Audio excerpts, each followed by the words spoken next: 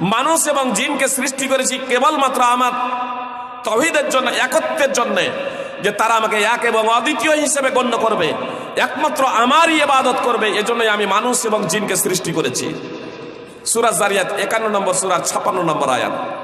তো আল্লাহ তাআলা সমস্ত মানুষকে, শুধু মুসলমানদেরকে তার ইবাদতের জন্য সৃষ্টি করেননি।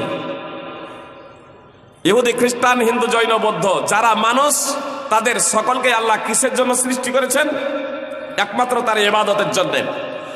আর এজন্য পৃথিবীতে বিভিন্ন সময়ে আল্লাহ তাআলা নবী ও রাসূল প্রেরণ করেছেন, একটাই উদ্দেশ্য, যাতে মানুষ একমাত্র তার ইবাদত করে, আল্লাহ ছাড়া যাদের ইবাদত করা হয় তাদেরকে বর্জন করে।